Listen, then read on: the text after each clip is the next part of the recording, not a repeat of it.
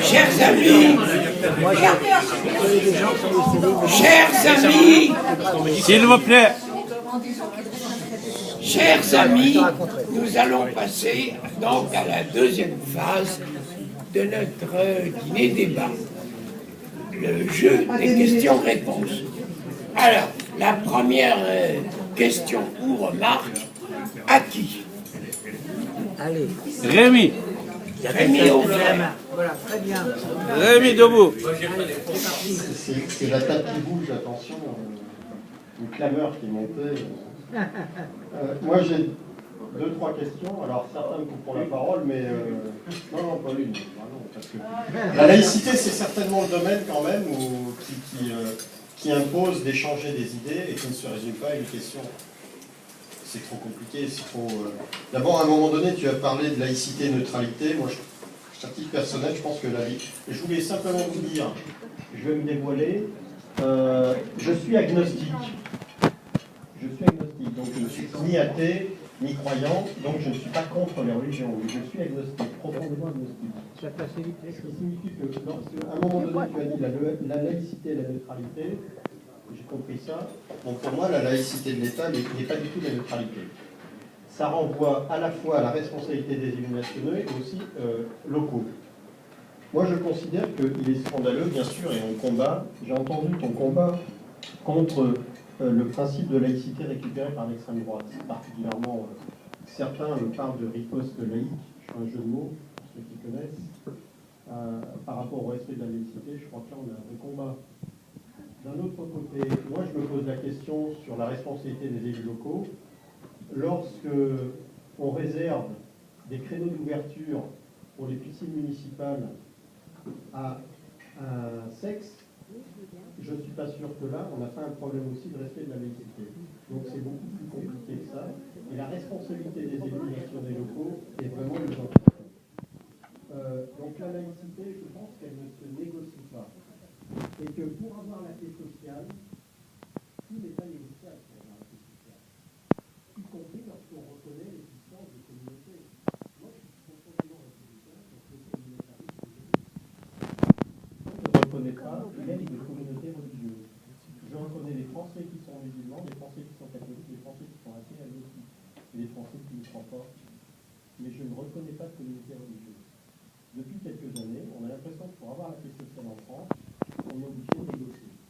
Cette notion de négociation, notamment dans les collectivités locales, pour avoir la paix sociale, me choque profondément. Et je pense que là, c'est le début de la lâcheté. Je le dis très franchement, c'est le début de la lâcheté. Tu vas peut-être juger que mon intransigeance va trop loin, mais je pèse mes mots, c'est le début de la lâcheté.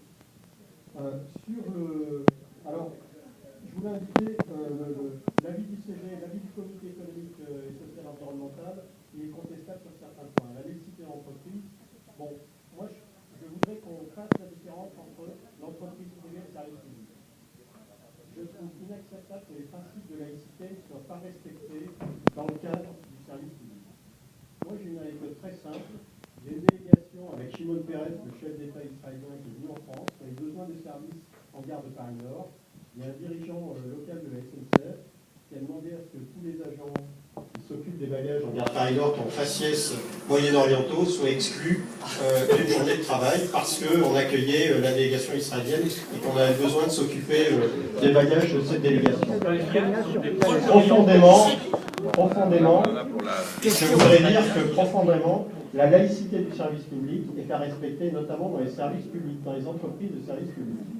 Et je trouve que là, il y a des efforts de fait dans certaines entreprises publiques qui ont écrit certains référentiels très précis sur le respect des croyances et sur le respect des religions, mais qui ne mettent pas en cause le lien républicain. Une dernière chose qui pose très problème, ce sont les lieux de culte.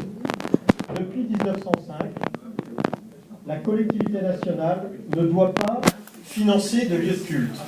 Et là, on est dans une vraie difficulté. On est dans une vraie difficulté parce qu'il y a de moins en moins de croyants catholiques et on a une population française musulmane de plus en plus importante, de citoyens musulmans, et qui n'ont pas de lieu de culte. Comment on résout ce problème dans le cadre de la loi de 1905? Ça, c'est un vrai sujet. Alors effectivement, il faudrait certainement transformer des chapelles en mosquées. C'est probablement une des solutions, sous condition que la République française ne finance pas de nouveaux lieux de culte. Et je perçois complètement la difficulté de refuser des fonds d'origine étrangère visant à financer la construction de mosquées en France, parce que je crois qu'il est important de construire mais d'aider en tout cas la construction d'une religion musulmane, d'un culte musulman indépendant des influences étrangères. C'est peut-être ça aussi un grand défi d'ailleurs qui nous est posé à nous laïcs, même si nous ne croyons, en tout cas à nous laïcs, ou à des athées qui ne croient en aucun Dieu. Jésus.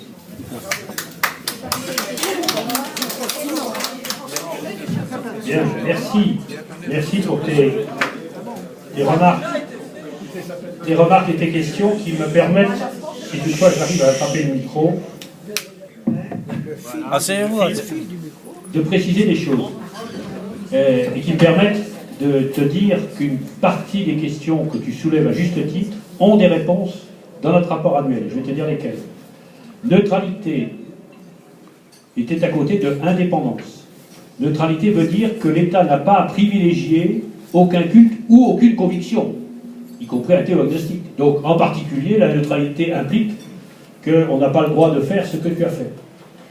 Deuxième point, sur les collectivités locales, nous avons dit explicitement dans notre guide qu'il n'y avait a priori aucune raison d'accepter le fait d'avoir des horaires séparés pour les filles et les garçons dans les piscines ou les établissements gymnases. Nous l'avons dit très nettement. Troisième point, en ce qui concerne le service public. C'est ce que j'ai dit tout à l'heure, peut-être un peu vite, et c'est bien que tu sois revenu là-dessus. Le service public, c'est l'espace de la laïcité, je n'aime pas trop mes adjectifs, mais absolu, qui ne se discute pas, qui est tête totale dans le service public, c'est-à-dire l'État, les communes et celles et ceux qui accomplissent les missions de service public. Dans l'entreprise, c'est un peu plus compliqué parce que la laïcité n'est pas absolue, mais les principes généraux s'appliquent aussi. Donc, non à des horaires séparés pour les femmes et les hommes, pour les filles et les garçons. Absolue neutralité de tout ce qui est l'espace du service public. Neutralité, ça veut dire indépendance par rapport aux religions, ça veut dire ne pas répondre à des demandes religieuses. Alors ensuite, il y a une question importante et difficile qui est le financement des lieux de culte. Il y a une certaine contradiction dans la loi telle qu'elle est aujourd'hui. D'un côté, on dit, article 2 de la loi de 1905, la République ne salarie, ne subventionne, ni ne reconnaît aucun culte. De fait, les textes actuels permettent à les collectivités locales, plus qu'à l'État, d'accorder des baux amphithéotiques, à un tarif qui peut être intéressant, de garantir des emprunts, voire même, ce qui donne lieu à des acrobaties, de financer des lieux dits culturels dans des villes dites cultuelles. La grande difficulté, comme tu le disais, est que l'islam est une religion qui est plus récente en France. Donc il n'a pas le même édifice, les mêmes édifices de culte que les autres religions. Et du coup, faute d'avoir un financement public, est ramené à des financements qui les mettent sous la dépendance de puissances étrangères, dont certaines, on en parlait à notre table, et je vais être précis ici, exercent une influence délibérément néfaste contre notre République. Il ne s'agit pas seulement d'islam radical, mais d'un peu plus, et je cite explicitement l'Arabie Saoudite et le Qatar, y compris par l'enseignement et la subvention d'un certain nombre d'imams itinérants. Donc là, on est sur un terrain extrêmement dangereux. Mais en même temps, quelle est la solution? Est-ce que la solution, c'est de dire on ne finance plus rien, même pas sous forme de bail amphithéotique ou de garantie d'emprunt? Alors on sera en effet ramené à la situation que tu décris. Est-ce que la solution, comme le disent certains, serait de libéraliser? Non, à mon avis, parce que c'est quand même pas le boulot des collectivités locales de financer les cultes. Donc, nous n'avons pas la solution. Mais nous sommes conscients du problème. Il y a un débat qui est fait actuellement au Sénat. Je pense qu'il y aura un rapport là-dessus. Encore une fois, aucune solution n'est absolument exaltante. Statu quo actuel, interdiction absolue, ce qui serait conforme à la lettre de l'article 2 de la loi de 1905 ou plus grande ouverture. En tout cas, merci de m'avoir permis de préciser que nous avons dit explicitement qu'il ne fallait pas de lieux séparés, d'horaires séparés pour les filles et les garçons, et que le service public était astreint à une obligation totale de neutralité dans ses agents, dans ses comportements et dans ses méthodes. Merci. Bravo. Oui, excusez-moi, je suis Catherine Breton, je suis à la fois médecin et psychanalyste. Je vais proposer à tous les hommes ici d'imaginer qu'est-ce que vous vivriez si nous, les femmes, on avait eu besoin de voiler les hommes. C'est jamais dit. C'est jamais dit. Et je vais vous dire la réponse. J'étais interne en pédiatrie. Donc les petits garçons qui rentraient dans mon bureau, en découvrant la différence de sexe, ils étaient comme ça, ils étaient docteur, vous savez pas, on lui a enlevé, on peut l'enlever, c'est moins que rien, il faut la couvrir, il faut la voiler. Et je travaille depuis 25 ans avec le recteur de la mosquée de Paris sur le statut des homosexuels et des femmes dans l'islam. Dans le texte là du Coran, le problème du Coran, c'est qu'on imagine que c'est incréé, c'est-à-dire dicté directement par Allah. Donc il est écrit, page 84, que j'ai ici, que Allah préfère les hommes et les autorise à battre leurs femmes. Vous imaginez si on avait écrit un texte... Non mais forcément c'est l'inconscient masculin du 7e siècle. Voilà, moi je suis médecin psychanalyste, donc forcément je sais que c'est l'inconscient masculin du 7e siècle. Le problème c'est qu'on croit que c'est incréé. Et du coup, il y a quelque chose sur le statut des femmes dans des pays d'islam, et c'est pour ça que moi je suis très pour l'athéisme. Non mais la laïcité permet de rétablir l'égalité homme-femme, parce que maintenant c'est la pensée qui compte et c'est pas la force physique. Merci. Merci. Là encore, vous soulevez un point central qui se relie un peu à un des points de laïcité que j'ai soulevé tout à l'heure, par un pied. C'est la question de l'enseignement du fait religieux à l'école. Que tous les enfants, futurs citoyens, qu'ils soient croyants ou pas, qu'ils le restent pas, sachent ce qu'est l'histoire des religions. C'est-à-dire que les religions, si j'ose dire, ne sont pas tombées du ciel, elles sont produites d'un processus historique à un moment donné, dans un contexte donné.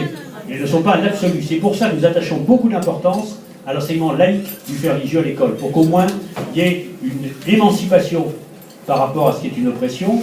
Et j'ajoute que dans la charte de la laïcité à l'école, il y a quelque chose d'extrêmement net et qu'il vaut mieux rappeler dès l'école, l'égalité entre les filles et les garçons.